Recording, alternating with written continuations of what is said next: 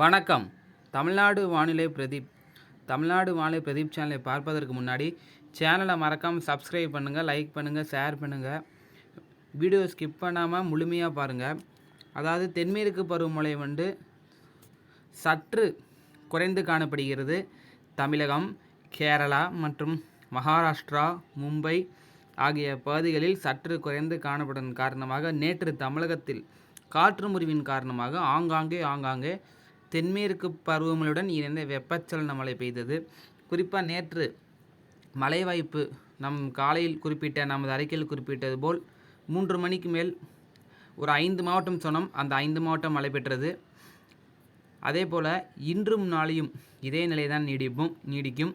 இன்று தமிழகத்தில் சில மாவட்டங்களில் 3 மணிக்கு மேல் வெப்பச்சலன மழை பெய்யும். அதாவது உள் மாவட்டங்கள் மற்றும் கடலோர உள் மாவட்டங்களில் ஆங்காங்கே வெப்பச்சலன மழை பெய்யும் மாவட்டங்கள் மதுரை, விருதுநகர், ராமநாதபுரம் உள்பகுதி, நாகப்பட்டினத்தின் உள்பகுதி, சேலம், சிவகங்கை மாவட்டம் காரைக்குடி, அரியலூர், பெரம்பலூர், ராணிப்பேட்டை, வேலூர் இங்கெல்லாம் பார்த்தீங்கன்னா இன்றைக்கும் நாளைக்கும் சில இடங்களில் லேசான மழை முதல் மிதமான மழை பெய்ய வாய்ப்பு இருக்குது. மற்றபடி பெரிய லெவலுக்கு வாய்ப்பு இல்லை. அதே போல் தமிழகம் மேற்கு தொடர்ச்சி ஒட்டி உள்ள பகுதிகள், அதாவது குறிப்பாக நல்லா கவனிங்க, இந்த மேப்பை பாருங்கள். ஸோ கேரளாவில் உங்களுக்கு அந்த கேரளாவோட கடலோர பகுதியில் மிதமான மழை ஆங்காங்கே பெய்து வருகின்றது. பட் அந்த அளவுக்கு ஒரு பெரிய லெவலில் மழை இல்லை. கேரளாவில் எந்த லெவலுக்கு பெரிய லெவலில் மழை இருக்கோ அப்போ தான் இந்த தமிழக மேற்கு தொடர்ச்சி மாவட்டங்களில் அந்த நீலகிரி, தென்காசி, தேனி, விருதுநகர் மேற்கு பகுதி, குற்றாலம், கன்னியாகுமரி மேற்கு பகுதியெலாம் இங்கே எந்த அளவுக்கு அந்த அளவுக்கு மழை இருந்தால் தான் அது முன்னேறி உங்களுக்கு இங்கே கொடுக்கும், நம்ம தமிழக மேற்கு தொடர்ச்சி ஒட்டி உள்ள பகுதியில். ஸோ இங்கே மான்சூன் அந்தளவுக்கு இல்லை, ஒரு மிதமான மழை தான் ஆங்காங்கே தான் பெய்து வருது. சற்று 2 நாட்கள் பின்வாங்கி இருக்குது. காரணம் காற்றழுத்த தாழ்நிலை ஏற்கனவே 23ஆம் உருவான ஒரு தாழ்நிலை உள்ளே இங்கே அகமதாபாத் போய் இப்போ இந்த இடத்துல வலுவிழந்துருச்சு. ஸோ இந்த இடத்துல இங்கே உருவாகும் பொழுது உங்களுக்கு நல்ல மழை இருந்துச்சு. அதுக்கப்புறம் இப்போ உள்ளே போகும்போது மழை குறைஞ்சிருச்சு. அதனால் பார்த்தீங்கன்னா அந்த லெவலுக்கு மழை இல்லை. அதனால் இந்த தமிழகம் மேற்கு தொடர்ச்சி ஒட்டியுள்ள பகுதியில் கூட சில இடங்களில் மட்டும் நேற்று அதே மாதிரி இன்று நள்ளிரவு அதிகாலை லேசான மழை முதல் மிதமான மழை பெய்தது. இதே நிலை தான் அடுத்த 2 நாட்களுக்கு நீடிக்கும். அதாவது 28ஆம் தேதி வரைக்கும் நீடிக்கும்.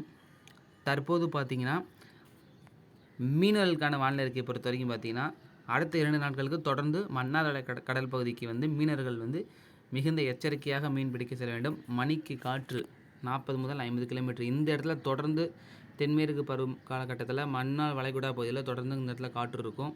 அதே போல் வடக்கு வங்கடல் ஒட்டியுள்ள பகுதியிலும். ஸோ இந்த இடத்துல சிஸ்டம் உருவாச்சுன்னா காற்று இங்கேருந்து தான் வேகமாக இருக்கும். இந்த இடத்துல ஈரப்பதத்துடன் அந்த அதிகமாக ஈரப்பதம் இருக்கும், அதிகமான விண்டு இருக்கும்.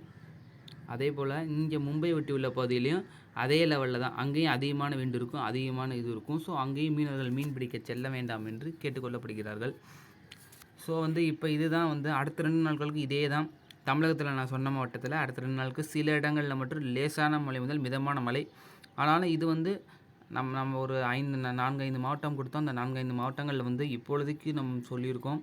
ஆனால் இந்த மாவட்டமும் உங்களுக்கு மிஸ் ஆகிறதுக்கு வாய்ப்பு இருக்குது. ஏதாவது ஒரு 2-3 மாவட்டங்களில் தான் பெய்யும்.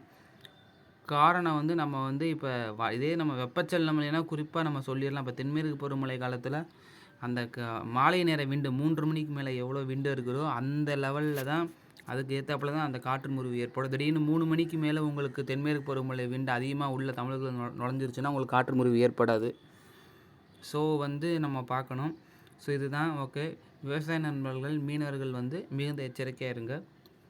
மற்றபடி பெரிய லெவல்லாம் ஒன்றும் அந்த லெவலுக்கு பாதிக்கக்கூடிய மழை இல்லை, சரிங்களா? அதாவது வெப்பச்சலன மழை அப்படின்னு சொன்னோம்னா ஆகஸ்ட் 8ஆம் தேதி வரைக்குமே தமிழகத்தில் வெப்பச்சலன மழை வாய்ப்பு குறைவு தான். தொடர்ந்து தென்மேற்கு பருவமழை 28ஆம் தேதி பிறகு ஒரு காற்றழுத்த தாழ்நிலை இந்த இடத்துல உருவாகிறதுக்கும் வாய்ப்பு இருக்குது. அது நான் அன்றைக்கே சொன்னேன். 28ஆம் தேதி பிறகு இந்த இடத்துல காற்றழுத்த தாழ்நிலை உருவாச்சுன்னா திருப்பி அந்த மான்சூன் உங்களுக்கு திருப்பி ஆக்டிவ் ஆகிடும். ஸோ இங்கே பாருங்கள், இந்த 28ஆம் தேதி நான் வைக்கிறேன். இந்த 28ஆம் தேதிக்கு பிறகு திருப்பியும் பாருங்கள் உங்களுக்கு உங்களுக்கு அந்த ஈரப்பதத்தை கொண்டு வருது பாருங்கள், தெரியுதா உங்களுக்கு கலரில்? அந்த ஈரப்பதத்தை கொண்டு வந்து திருப்பி கேரளாவுக்கு கொண்டு வரது காரணம் இந்த இடத்துல அந்த பங்களாதேஷ் ஒட்டி உள்ள இந்த பார்டர் பகுதியில் உங்களுக்கு வந்து க்ளவுட்ஸ் வந்து உங்களுக்கு உருவாகிருக்கு. ஸோ அதனால் பார்த்திங்கன்னா வந்து உங்களுக்கு இந்த இடத்துல உருவாகிறதன் காரணமாக உங்களுக்கு வந்து திருப்பி உங்களுக்கு மழைக்கான வாய்ப்பு இருக்குது. அதாவது 28ஆம் தேதி பிறகு அந்த இப்போ எப்படி இருந்துச்சோ அதாவது வெள்ளப்பெருக்கு அளவுக்கு மழையை கொடுக்காது, ஓரளவுக்கு மிதமான முறையில் சற்று கனமழை கொடுக்குற அளவுக்கு தான் இருக்கும். நன்றி. சேனலை மறக்காமல் சப்ஸ்கிரைப் பண்ணுங்கள், லைக் பண்ணுங்கள். மாலை இன்னொரு வானிலைகளில் சந்திப்போம்.